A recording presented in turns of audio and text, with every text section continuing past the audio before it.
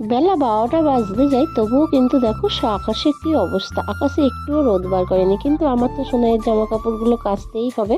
সোনাইয়ের জামা কাপড়গুলো কাচাকাচি করে, আর এই যে দেখো আজকে কিন্তু রান্না করব এই যে কচুর শাক। কচুর শাক আমি কিভাবে রান্না করি সেটাই তোমাদেরকে আজকে দেখাবো। চলো, কত সহজ পদ্ধতিতে কচুর শাক রান্না করা যায়, দারুণ টেস্ট হয় জানো তো।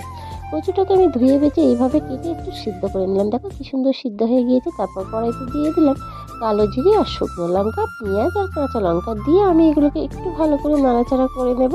আর তারপরে চিংড়ি মাছগুলো দিয়ে দিলাম। আমি কিন্তু চিংড়ি মাছগুলো আলাদাভাবে ভাজিনি, আর আমি কোনটার পর কোনটা দিচ্ছি সেটাই তোমরা কিন্তু একটু দেখতে থাকো। আর এইভাবে আমি কিন্তু একেবারেই চিংড়ি মাছটাকেও কষিয়ে নিলাম, নিয়ে কিন্তু আমি এই যে কচু সিদ্ধটাকে দিয়ে দিলাম। কচুটাকে আমি এমনভাবে কিন্তু সিদ্ধ করেছিলাম, একটুও জল কিন্তু আমি ফেলিনি। জল ফেললেই তো তাহলে ভিটামিনটা চলেই গেল।